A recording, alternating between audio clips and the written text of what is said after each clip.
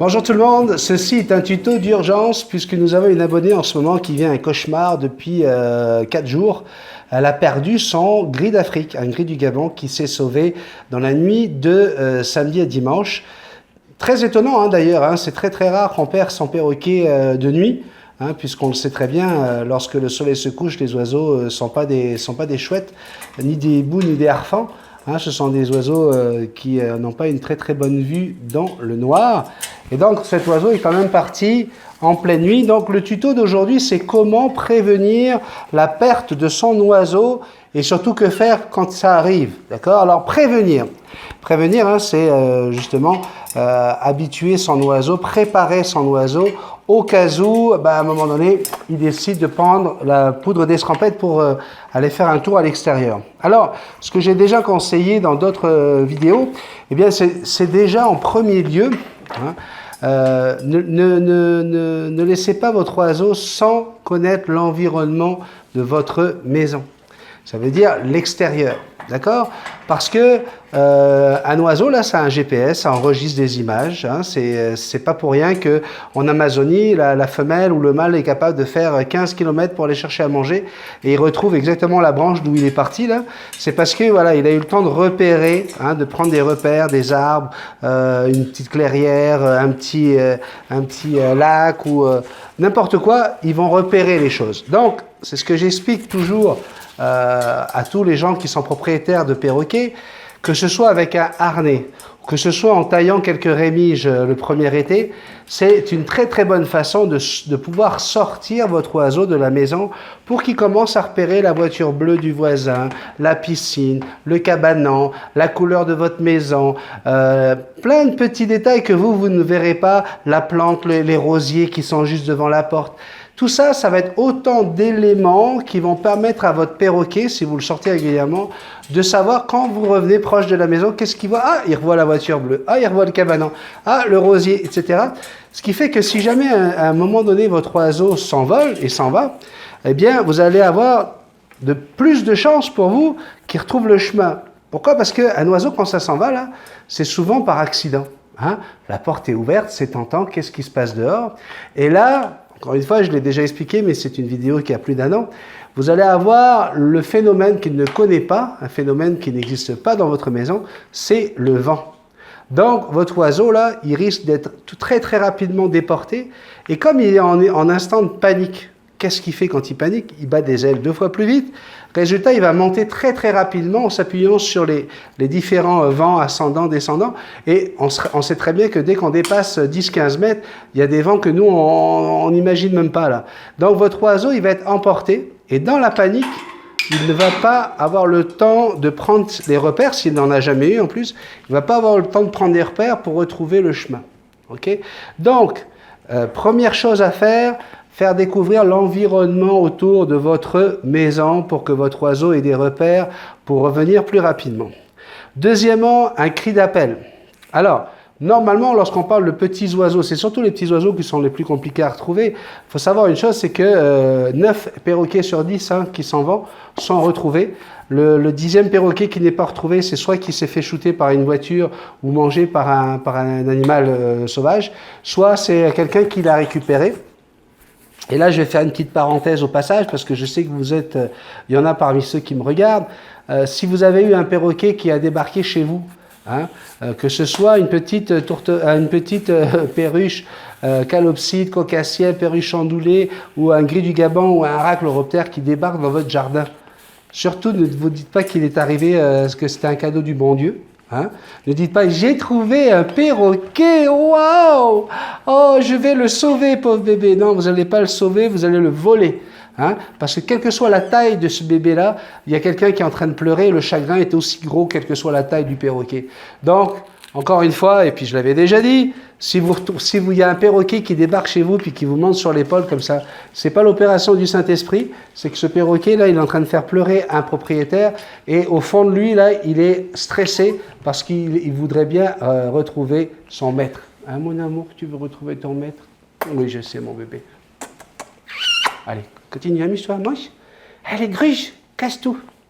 Donc voilà, on ne trouve pas un perroquet. Hein. La première chose à faire quand on trouve un perroquet, c'est d'aller prévenir la préfecture du coin, d'aller à la mairie, d'aller dans les centres commerciaux, mettez une affiche, voilà, tam, j'ai retrouvé ce perroquet-là, parce qu'il y a un maître qui le cherche. Alors là maintenant, quoi faire quand... donc il faut un signe de rappel à distance. Alors ça serait quoi si vous êtes capable de siffler? Ça là, c'est quelque chose que, vous voyez, ça c'est un signal d'alerte pour Jackson, puis vous voyez la réaction tout de suite. Mais elle connaît ce signal. Pourquoi elle réagit comme ça? Parce qu'habituellement, c'était pour rappeler le labrador. Michael, hein, mon labrador qui est décédé, Michael, on l'appelait comme ça. Donc elle là, qu'est-ce qu'elle fait? Elle prend une hauteur parce qu'elle sait que normalement, il y avait le gros labrador qui allait débouler. Mais c'est un sifflement qu'elle connaît. Ok? Ça serait, et c'est quelque chose qu'un oiseau est capable d'entendre à 1 kilomètre. D'accord?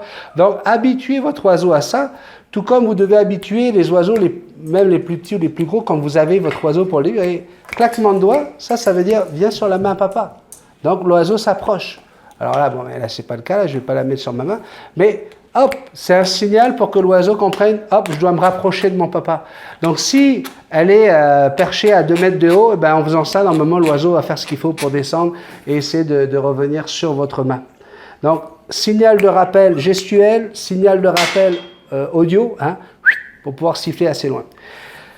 Pour ceux qui perdent leurs oiseaux, là, dites-vous bien une chose, l'oiseau, normalement, ne va pas aller très très loin, puisque ce ne sont pas des oiseaux habitués à voler sur des longues distances, donc ils n'ont pas les muscles assez développés pour pouvoir voler pendant plusieurs heures le premier jour. Donc, en général, là, l'éloignement d'un perroquet, c'est à peu près entre 300 et 400 mètres par jour maximum.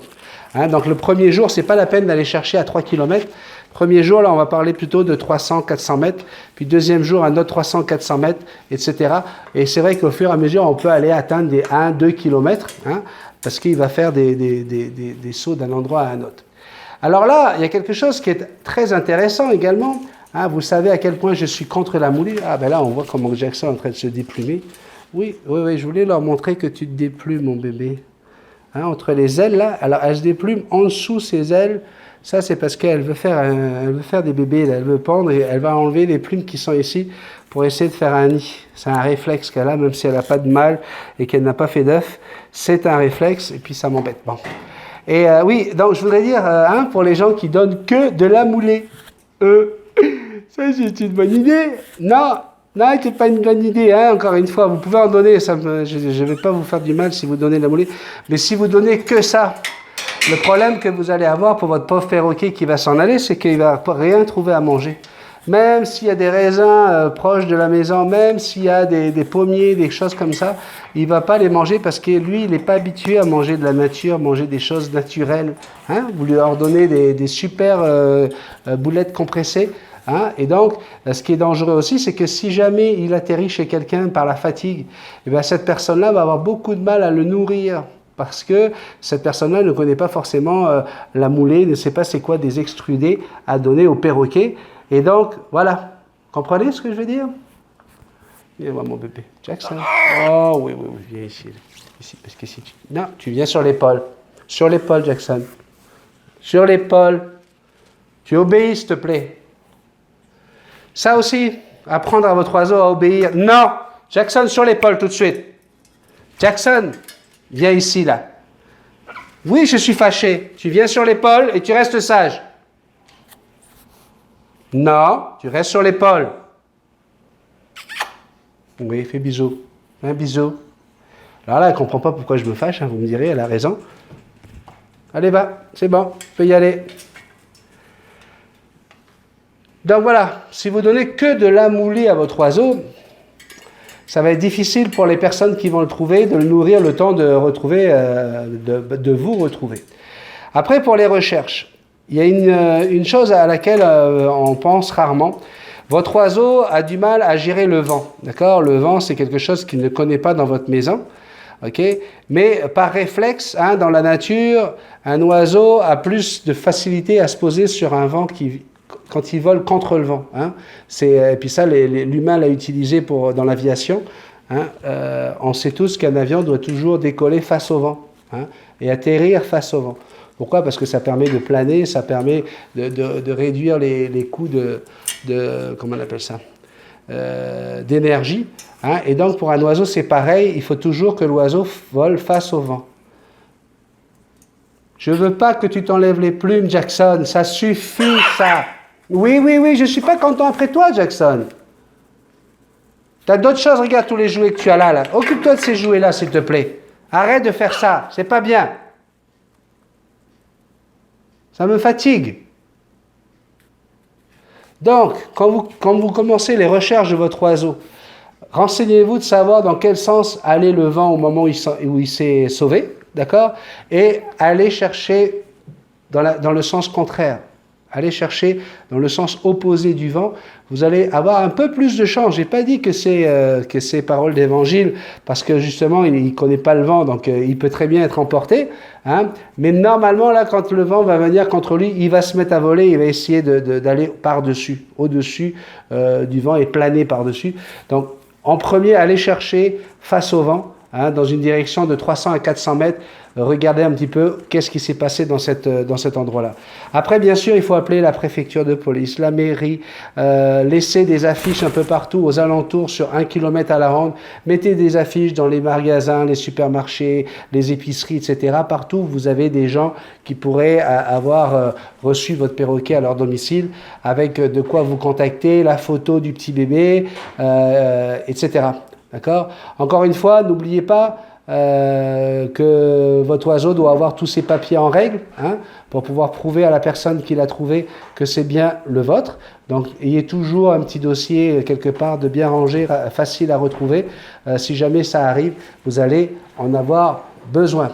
Donc voilà, c'était un petit tuto spécial pour vous dire que on retrouve 9 perroquets sur 10, hein, lorsqu'il y a un perroquet qui s'en va. Vous dire que rien n'est perdu au bout de 4 jours. Hein. Ambre est en train de désespérer. On ne désespère pas au bout de 4 jours avec un perroquet. Il y a certaines personnes qui retrouvent leur perroquet 2-3 mois après qu'il soit parti. Hein, parce qu'encore une fois, il y a des gens qui sont assez idiots pour penser que ça descend du ciel, un perroquet, et qui vont les apprivoiser en disant, t'as vu, regarde, en 2 jours, il monte sur l'épaule. Non, parce qu'en 2 jours, en fait, c'est parce qu'il a son stress qui est redescendu et qu'il a l'habitude d'être avec des humains. Donc voilà, si jamais c'est le cas, si vous retrouvez un oiseau, s'il vous plaît, faites de quoi pour que son maître puisse être le plus rapidement possible avec ce plumeau.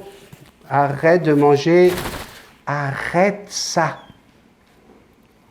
Aïe, aïe, aïe, aïe, aïe. Hein, je vous dis, hein, le piquage, pour quelque raison que ce soit, le piquage, c'est quelque chose qui est fatigant.